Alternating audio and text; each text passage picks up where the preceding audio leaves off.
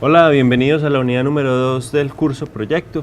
Vamos a dar inicio con este primer video en el cual hablaremos de algunos aspectos básicos que se deben de tener en cuenta cuando se diseñe o se piense realizar un proyecto y específicamente cuando se deba seleccionar la metodología adecuada.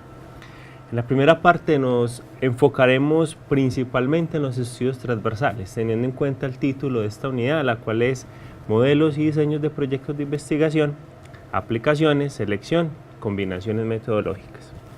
Muy bien. Para dar inicio a esta primera parte, debemos tener en cuenta un concepto muy importante y es ¿qué es un estudio? O el diseño específico de estudio. Un diseño de estudio es un plan específico o protocolo para conducir la investigación, lo cual permite al investigador traducir la hipótesis conceptual en una hipótesis operacional. No todos los estudios o los métodos de investigación requieren hipótesis o contrastar hipótesis. Algunos tipos de estudios o diseños de estudios no requieren contrastar hipótesis. Para ello debemos tener en cuenta que son estudios que permiten abordar las hipótesis más desde un punto de vista de responder a la pregunta de investigación, no tanto contrastar hipótesis. O por el contrario, sirven para generar hipótesis o para abordar un problema y llegar a conclusiones finales como plantear hipótesis para otros estudios. Estos estudios son muy relevantes, muy importantes y son los que más podemos encontrar en la literatura científica. Estos estudios tienen una clasificación. Los podemos denominar estudios observacionales descriptivos, su definición técnica. Podemos tener, desde el punto de vista observacional, estudios descriptivos y estudios analíticos, cuya diferencia principal es la que estábamos hablando, si contrasta o no contrastan hipótesis. Si hablamos de un estudio que genere hipótesis, que llegue como principal objetivo generar una hipótesis, hablamos de estudios descriptivos.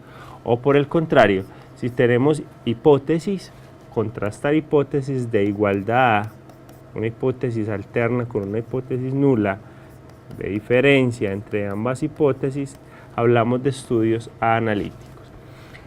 Otra forma de diferenciarlos es entender que los estudios descriptivos describen la ocurrencia, magnitud, distribución de un resultado.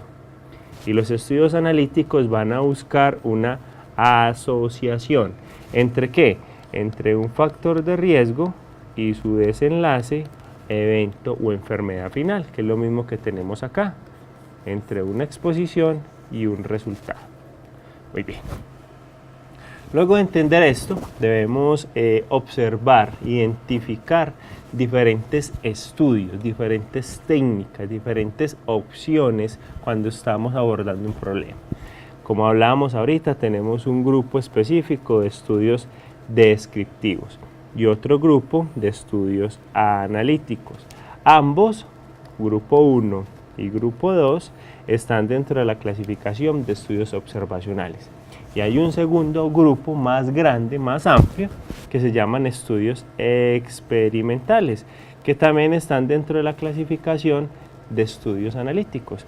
Estos estudios son los más, desde el punto de vista de la evidencia, son los que podríamos llamar los gold standard o los estudios más aplicados en cuanto a generación de nuevo conocimiento. Porque en este tipo de estudios podemos encontrar los ensayos clínicos controlados, los ensayos de campos, ensayos experimentales comunitarios o estudios que se llaman antes y después o cuasi experimentales. Muy bien. Debemos hacer un paréntesis importante y tener en cuenta que este curso o los conceptos que vamos a abordar de aquí en adelante van a ser enfocados en los estudios descriptivos y estudios analíticos, pero exclusivamente en los estudios observacionales. El campo de los estudios experimentales lo dejaremos para otras especializaciones más avanzadas, en los cuales se requieren conceptos más específicos. Entremos en detalle un poco en los estudios transversales. Dentro de la clasificación de estudios también podríamos diferenciarlos en estudios individuales y estudios ecológicos o estudios colectivos, en los cuales tenemos la misma clasificación anterior, pero distribuidos en dos grupos diferentes. Por un lado los ecológicos y por un lado los individuales. Un concepto importante que podríamos encontrar en la literatura científica y en la cual nosotros podríamos y debemos tener en cuenta es el concepto de estudio prospectivo. Para entenderlo, simplemente yo me paro en una escala de tiempo, en un tiempo presente, en hoy. Hoy, como investigador, voy a recolectar la información hasta un mañana. Quiere decir que un estudio prospectivo tiene que ver principalmente con la información. Y esa información, ¿desde cuándo la estoy recolectando? ¿La tengo o no la tengo? Si no la tengo y la voy a empezar a recolectar por encuestas, cuestionarios, a través de internet, a través de un correo electrónico, de encuestas personalizadas, cara a cara, face to face, yo hablo de estudio prospectivo, el que inicio hoy. Cuando hablo de información, cuando hablo de la obtención de los datos. Y si es hacia adelante, en esta escala, hacia adelante, hablo de un estudio prospectivo. En contraste, puedo tener el concepto de estudio retrospectivo. Atrás, también con el mismo concepto. Cuando obtuve la información, ¿desde cuándo? ¿Desde cuándo obtuve los datos? En estos casos podemos hablar de bases de datos o encuestas que ya alguien, otro investigador la realizó, de historias clínicas, de registros de facturación, de CARDES. Alguien en un tiempo pasado recopiló la información, o al menos la registró, o la tiene en una base de datos, en una tabla de Excel, en un software de facturación, en fin, cualquier mecanismo externo que yo no conocí como investigador, que yo no manipulé, que yo no almacené. Ahí donde podríamos decir que en términos de calidad de la información, cuando hablo de un estudio retrospectivo, le estoy mermando calidad en términos de si esa información sí será real. Hablo de información del año pasado, del mes pasado, de hace 10 años, de historias clínicas que yo no construí, de registros de facturación que yo no almacené, de datos que X o Y persona en un tiempo pasado construyó. Es importante diferenciar el estudio prospectivo del estudio retrospectivo, una generalidad muy importante y muy relevante para tener en cuenta. Dentro del punto de vista de la evidencia científica, podríamos decir, teniendo como los estudios más relevantes o aquellos que nos generan mayor conocimiento o nuevo conocimiento, los ensayos clínicos. Luego pasamos por los estudios de cohorte, luego los de casos y controles, y acá tenemos los que estamos o vamos a comenzar a abordar, que son los estudios descriptivos, cuyos ejemplos más significativos tenemos. Para entrar en detalle, dentro de este grupo de los estudios descriptivos, debemos entender que no son experimentales, es decir, no hay control por parte del investigador, no hay un control, no hay grupos específicos de grupo A o grupo B en los cuales el investigador interviene. Aquí, cuando hablo de un estudio descriptivo observacional, simplemente el investigador se limita a observar, tomar datos, sacar conclusiones con esos datos, pero no hay una intervención directa. No pongo a comparar un medicamento A con un grupo B, o no comparo una intervención X con una intervención Z, o una educación o sin educación. No hay intervención, simplemente es observar el curso natural de las cosas. Adicionalmente, ese concepto de no controlado tiene que ver con no experimental, no hay control. ¿Listo? Los individuos pueden ser observados de forma prospectiva o retrospectiva. Volviendo al tema anterior, prospectivo y retrospectivo. En términos de tiempo, puedo tener un hoy, un futuro y un pasado. ¿Cierto? Si lo hago de hoy hacia adelante, recordemos, hablo de prospectivo. Si lo hago de información del pasado, hablo de retrospectivo. Pero ¿qué pasa cuando yo tengo información del pasado y yo voy a construir una nueva información o nuevos datos o la voy a almacenar? Yo puedo combinar estos dos métodos y se van a llamar ambidireccionales. Información del pasado, de atrás, alguien la construyó, yo simplemente lo analicé, lo reconstruí, pasé de una historia clínica a una base de datos, por ejemplo, o lo combino con estudios, con una metodología específica de encuestas, de entrevistas, de datos que yo en este momento estoy construyendo. Lo puedo hablar de forma prospectiva, retrospectiva y si los combino, ambidireccional. Otro concepto importante es el de longitudinal y transversal. Muy simple de entender. Transversal es algo que yo hago un corte hoy o puedo hacer un corte mañana o un corte del pasado. Cuando hago un solo corte, cuando tomo la medición una sola vez, hablo de transversal. Cuando yo hago dos cortes, corte A, corte B o corte 1 y corte 2, hablo de longitudinal. Dos o más mediciones, cortes. El mismo paciente, hago una medición aquí, aquí y acá. Puede ser del pasado, también puede ser del futuro. 2, 3, 4 mediciones diferentes. Mes 1, mes 2, mes 3, mes 4. Como lo quieras ver. O años o días. O medición 1, medición 2, medición 3. Las N cantidad de mediciones que quieras que se necesiten, hablo de longitudinal. Pero recordar, cuando es una sola medición, es transversal. Cuando hablo de transversal, en la literatura también pueden encontrar estudios de corte transversal.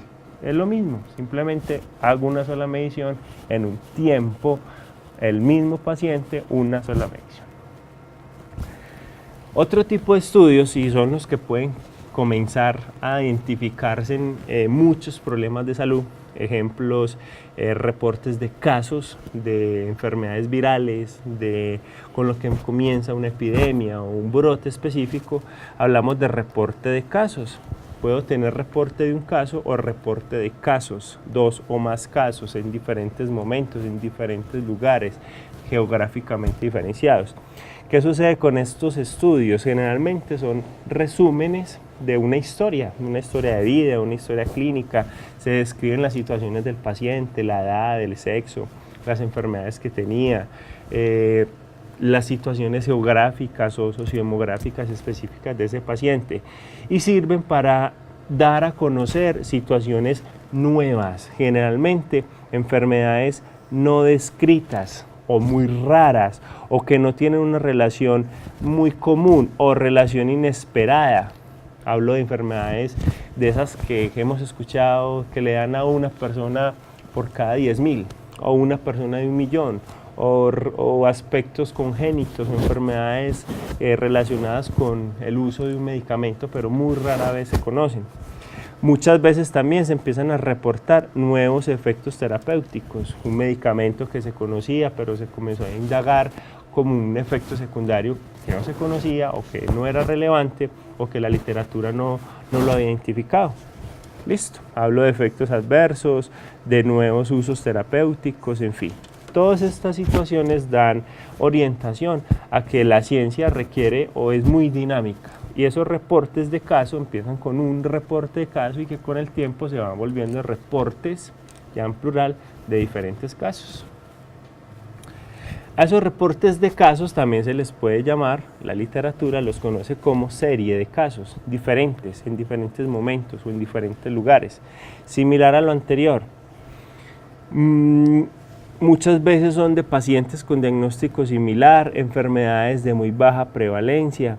Los casos pueden ser identificados por múltiples fuentes, o sea, diferentes lugares, diferentes investigadores, y a veces generan condiciones únicas o nuevas, o raras, como lo estábamos hablando previamente. Grandes ventajas tienen estos estudios, sirven para generar nuevas hipótesis, Dan información de enfermedades raras o poco comunes, o factores de riesgo, o eventos adversos, o nuevos usos que no se conocían de un medicamento, de un procedimiento. Generalmente se describen como un cuadro clínico, como si fuera un resumen de una historia clínica específicamente. Sirven como gran aporte para conocer la etiología de una enfermedad, generalmente su historia natural. Describe también su gran particularidad, esas son estas enfermedades o factores de riesgo que son muy raros. Dan una gran orientación a lo que es la vigilancia epidemiológica, cuando hablamos de reportes de fuentes de caso o brotes específicos. Sirven, como lo dijimos ahorita, para formular nuevas hipótesis, tanto de enfermedades como también de factores de riesgo que no se han identificado. Se obtienen generalmente con frecuencias o en una distribución específica, y generalmente sirven para dar orientación a tener prevención, precaución de nuevas o futuras epidemias o emergencias en salud pública. Grandes desventajas, hablamos que son pocos pacientes los que se reportan, si es un solo caso o si son series de casos, realmente es muy limitada la información. No sirven o no son factibles para utilizar relaciones de causa y efecto, por la antigüedad del caso, por lo raro que puede ser, por lo nuevo del evento, por la poca información, por el tamaño de muestra tan corto que se tiene. No pueden evaluar frecuencia de la enfermedad, por esto mismo que estamos hablando, porque los datos son muy pocos con relación a una población general. Generalmente hablamos de subjetividades de la persona que observa el caso, la persona que lo escribe, la persona que lo narra e incluso la persona que lo está manifestando, que pueden ser muchas veces subjetividades emocionales, sociales, incluso hasta genéticas en algunos casos. No permiten hacer comparaciones por este escaso tamaño de muestra. Muchas veces o la mayoría de veces experimenta una poca experiencia por parte del investigador. Esto debido a que la enfermedad es muy rara, es poco estudiada, poco conocida, no se conocen sus completos factores de riesgo o la relación causa y efecto. Muy bien. Y otras, digamos, desventajas importantes es, digamos, que como la información es tan limitada, la evidencia no es muy sólida, que digamos. Se parte mucho, como hablamos ahorita, de subjetividades del personal de la salud, principalmente de los médicos o en general de un profesional de la salud que identifique el caso. Y por ello no permite describir con exactitud el cuadro clínico o la historia natural de la enfermedad. Entonces la etiología de la enfermedad no es muy factible, no es muy común o no es muy plausible de identificar. Listo. El estudio más representativo de este grupo se conocen como los estudios transversales o cross-sectional en su traducción en inglés. Hablamos ahorita que también a estos estudios se les conoce como estudios de corte. Muchas veces se les habla también de estudios de corte transversal. Algunas fuentes de la literatura también los podemos encontrar como estudios de prevalencia. Este es un estudio muy dinámico, muy utilizado, porque puede ser tanto descriptivo como analítico. ¿De qué depende esto? Del investigador que realice la investigación, obviamente. De acuerdo a si lo quiere enfocar solo de una forma descriptiva en su estadística, en su generación de hipótesis nuevas, o si quiere contrastar una hipótesis específica, depende del investigador. Sin importar cuál sea el objetivo del investigador, estos estudios tienen una muy gran afinidad con la literatura, es decir, vamos a encontrar muchos estudios transversales, son esos estudios cuyo objetivo son caracterizar, identificar, describir, representar, mencionar, simplemente dar a conocer un factor de riesgo, cómo se presenta en una comunidad, en un hospital, cuál es el evento adverso que más reportan las enfermeras, en un programa de farmacovigilancia. Son esos estudios que simplemente te generan proporciones o tasas, en algunos casos, o muchas veces cuando hablamos de proporciones hablamos de porcentajes, tasas de porcentajes con la variable tiempo en algunos casos, y esos estudios son muy limitados desde el punto de vista estadístico. Sin embargo, como les mencionaba, son los más frecuentes. No significa que no sean los mejores, pero son los más frecuentes. La finalidad de ellos es estudiar la frecuencia, la distribución de una enfermedad, como hablábamos, los diferentes sinónimos que pueden tener. ¿Cómo hacer un estudio? ¿Cómo iniciar metodológicamente un estudio transversal? Yo puedo tener que el estudio parte en un tiempo determinado, una sola medición. Puedo tener esta medición incluso en términos del pasado, como hablábamos ahorita. El estudio puede ser estudio transversal, retrospectivo, si se tiene la información de historias clínicas del pasado, lo puedo hacer. Tener en cuenta que es una sola medición en un tiempo determinado, pasado o en un tiempo presente.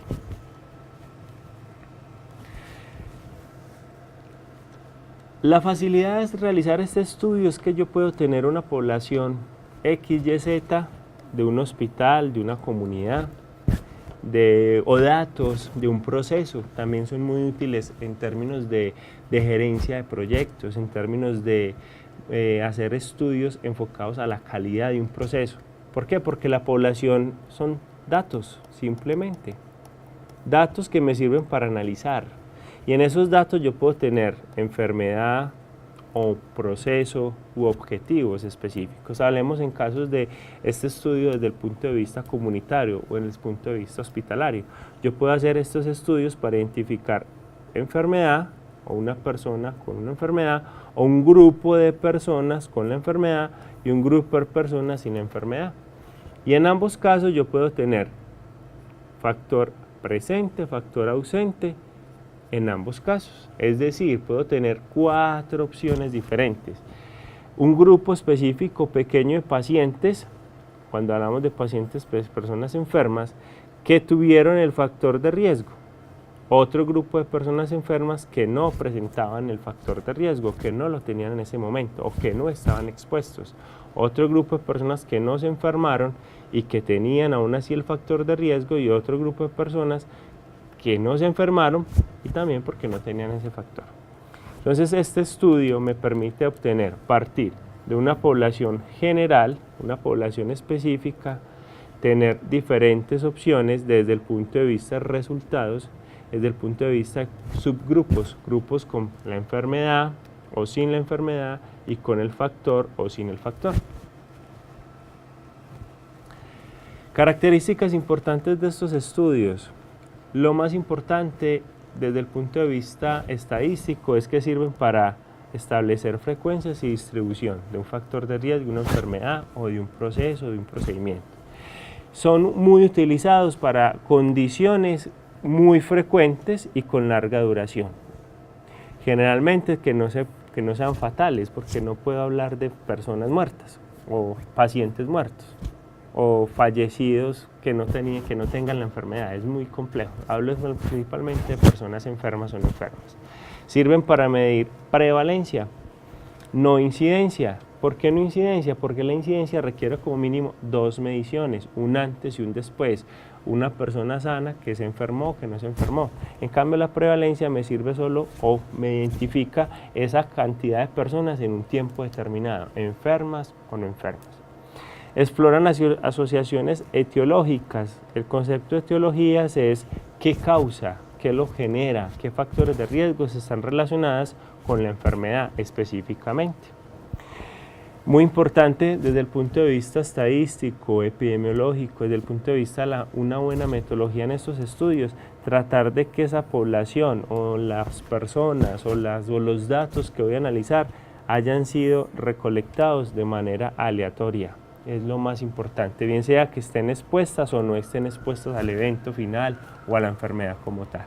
Muy bien, damos por finalizado este primer video de la unidad número 2, la cual tiene que ver, o hablamos un poco de las generalidades específicas de los estudios, de los diseños de los estudios para investigación, para su proyecto, y abordamos los estudios descriptivos observacionales, en los cuales, recuerden, hablábamos del más importante de ellos, los estudios transversales, pasando por los estudios de casos, los series de casos.